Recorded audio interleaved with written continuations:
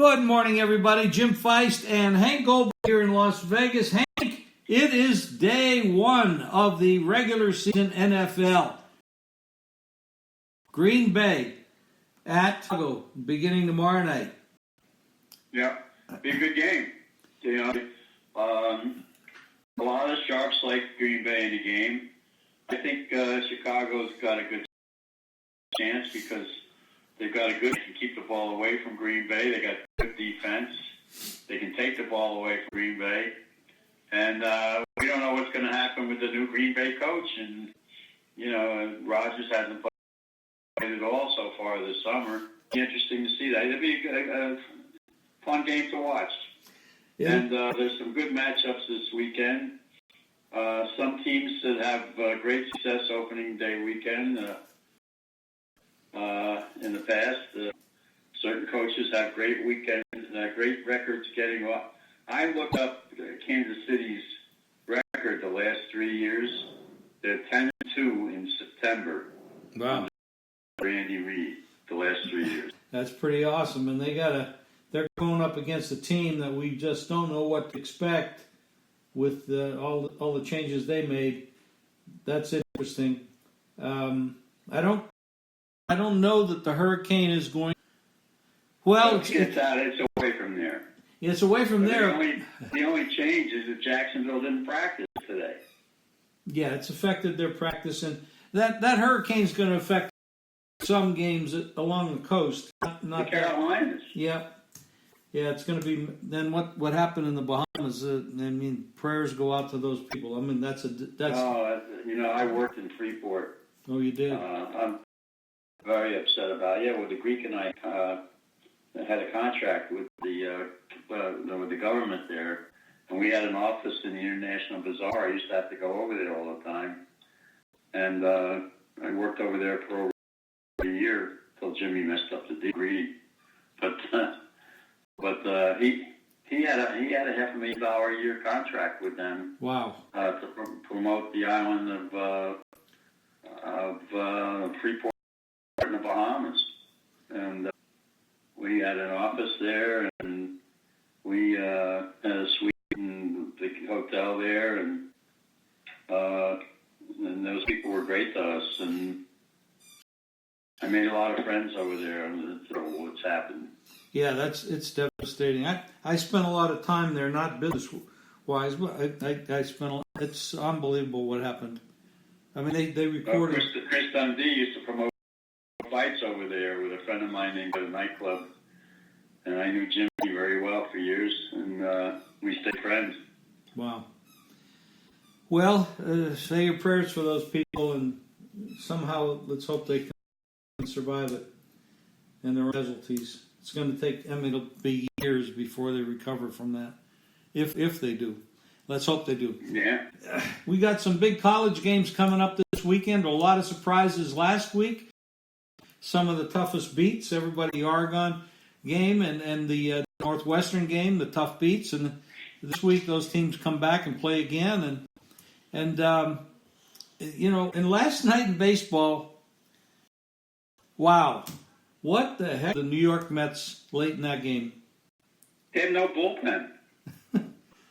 Obviously. They've been losing games like that for the last couple of weeks.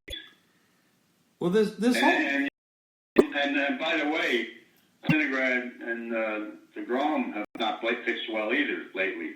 That hasn't helped them very much. Well, giving up 7 runs in the bottom of the 9th inning, that was just absolutely incredible. The third game they lost like that in the last 10 days. Wow. This whole move to you're taking your starters out in the 5th and 6th inning because of pitch counts or whatever, and using the bullpen. These bullpens are terrible. It's across the board in the league. There's very few bullpens that stand up. It's maybe they've gone too far in that direction. Well, we're going along pretty good, and they just fell apart. They got 5 runs in the top of the 10th inning, and they gave up 7 runs in the bottom of the 10th. There's no excuse for that. Well, any games stand out this weekend that you want to talk about? Well, there's some good games this weekend. LSU against Texas, I think, is a great matchup. Great matchup. Texas has a really good quarterback, and they're very well coached. So, that's a very, I think that's the best game of the weekend. Although there's some other good ones, too. For this early in the season, and Miami's playing in North Carolina. I asked my friend who broadcasts the games what they're going to do with that game. And he says, well, right now they're planning on, it's North Carolina's home opener, and they're planning on Friday night to fly up there. So far, there's no change in plans. Yeah, I think Dorian is going to make the changes for them if it hits. That's for sure. Well, they're a little, but still, and Dorian, I think, is probably going to hit there in the next, like today and tomorrow, so that they may have gone through there by the time the game is supposed to be. Maybe they'll put it off till Sunday. Yeah, that could be. There's always the aftermath of rain and wind and stuff like that can really affect the football game, and so we'll have to see. It's going to be an interesting weekend in that regard.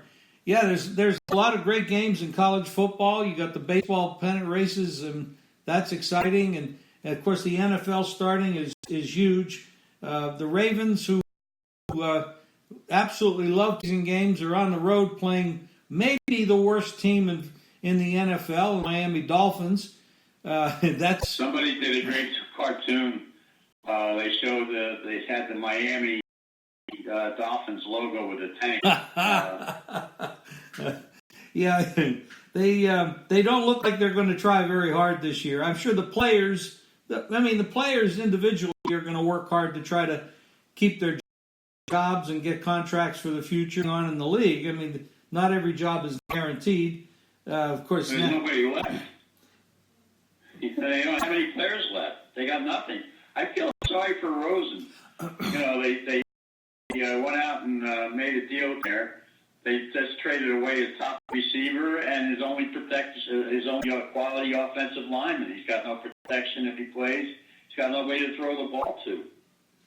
Yeah, a lot of times these guys come into the league and they don't really draw. I mean, they went to Arizona and that didn't work out very well. This is another failing team he's on. That we see that.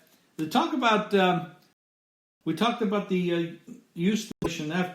There's so many people now saying that Houston, and just as you said the other day, Monday, they are all in for this year and they're going for it. And they have a good opportunity because the other three teams in that league, in that division, are not exactly A-plus clubs that they could easily win this division. There's no question, especially with the protection now on the offensive line for their quarterback who got banged up real bad last year. And I think the Andrew Luck retiring sent the signal through the league: you better take care of your franchise quarterback, or you're gonna be up quick. A lot of the Sharks are on Jacksonville right now. Foles, and their defense is strong, and a lot of the guys are picking Jacksonville to upset over Kansas City. That number dropped a little bit on Sunday, but some people give Jacksonville a shot now in that division. Well, with going out of the division, it definitely removes one of the leaders, and the waters do part for them. The question is, will Foles play? He's never, when he's been away from Philadelphia under the scheme that Philadelphia ran, he hasn't been very successful. So the question is, will he be able to succeed under this scheme, or will the Jacksonville head coaches and head offensive coaches put in the scheme that he actually works well in? That's what I've been hearing. Yeah, well, I think the way he looked last week in a preseason game, he's thrown into coverage quite a bit. San Diego, I think there were some high hopes for them, but problems. First, the big story right now is that Dallas, got their running back signed to the biggest contract. He got his way, and he got a 6-year deal, and it all together. And so they got everybody in. They just got to get the quarterbacks, although he's playing, but they've got to get him done by the end of the weekend, and then they'll have everybody signed. But he's going to play Sunday, and the word is that he's going to be limited to about 15 to 20 plays. They've already released that information. I don't know why they would do that, but I don't know how he can be ready to play a full game, and they're going to take a big risk with him if they play him anymore. He's had no training camp. Well, he's been in the best possible place to work out. Cabo San Lucas training. Not quite the same.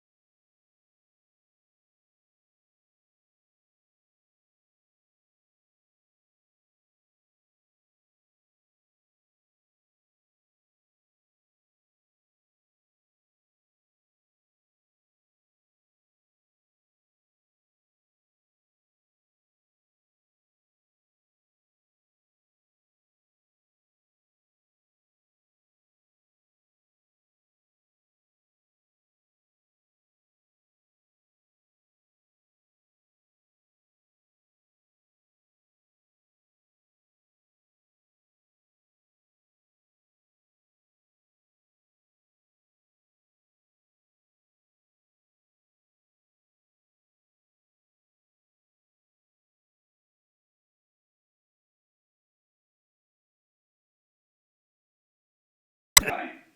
Well, they got another guy, but the guy they had was really good. He was really good until he got up against until they got up against the Rams.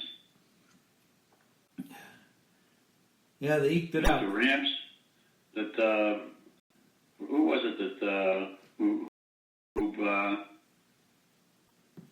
there was a game where Brady completed the pass to Gronk, and that was about the only play he made in the whole game. He was getting knocked on his butt the rest of the game. That was in the Super Bowl against the Rams. Yeah, the rest of the center. He had a horrible game. Well, then there's some room for improvement if that's the case. Well, no, he was great before that. I mean, he made the Pro Bowl for 3 straight years. Well, Pittsburgh will be at New England. That's a Sunday night game, and that is a marquee matchup for sure. Pittsburgh. I think what's interesting is there was news that came out today that the Las Vegas sports books are going to take the biggest bath if the Raiders win the Super Bowl. They're at risk to lose something like $75 million and in New England. But people like to bet Chicago teams. But those are the 3 teams that put the books here at the greatest risk. Well, I wish I was the bookmaker taking all that action on the Raiders. They have absolutely zero chance of winning the Super Bowl, in my opinion. Yeah. I'm not.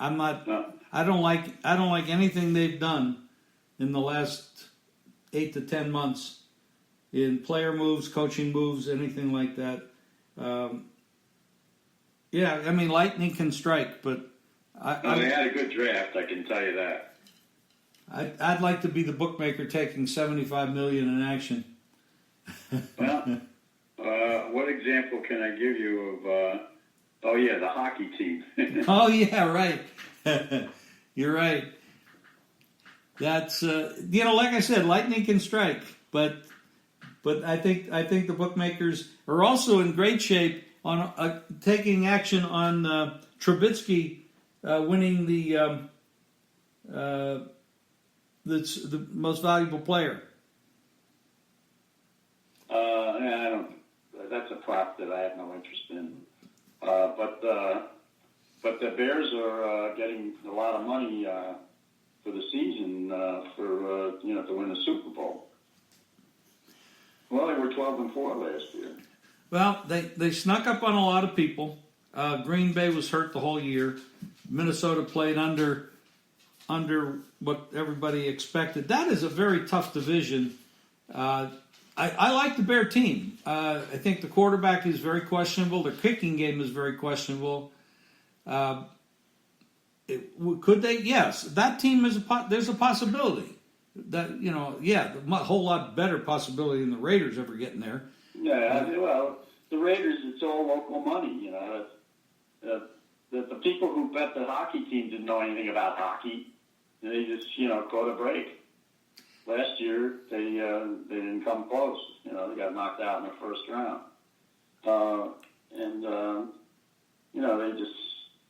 They're just following their hearts when they bet the Raiders. I mean, they didn't bet them because they knew anything. No, I know that. I know it's all local fans rooting. It's like the Cleveland Browns. I just came back from Ohio, and all the people back there are Brown fans, and there's so many Super Bowl bets on the Browns, and I mean they have a roster that could cause a lot of trouble. They are put together very well. I don't know much about Freddie Kitchens and whether he's ready to be a head coach. I know he's offensive coordinator. He did a good job.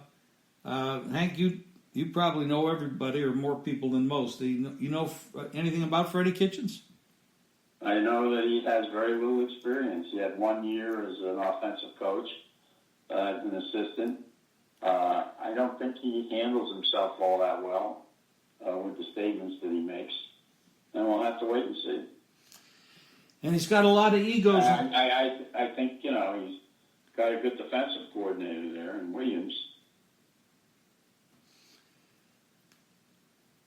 A lot of people thought Williams should have gotten the head coaching job there. Well, I agree. I thought he should have also. I think that was a big mistake doing what they did. I think that was Baker's choice for head coach. I think he wanted Kitchens, and that's what he got. There's a lot of egos on that team for a brand new rookie head coach to handle. And Baker puts him in the spotlight in not a good way all the time. So there's a lot to go on there. I mean, a lot of people are pouring money in on the Browns to go a long way, and personally, I think I'd rather fade them than be on them. Well, I think that most of the money is betting on them to go over the win total, not so much to go far. That's where the money's going. Well, I bet under 9.5, so that's where I stand with it. So I don't blame you. Hank, we'll talk again on Friday after we'll review the Thursday night game and take a look at what's going on the weekend. Have a good day. Okay. Thank you. You too, Jim. Thank you. Bye-bye. And don't forget to register for a free play each and every day. Just go to the website and sign up.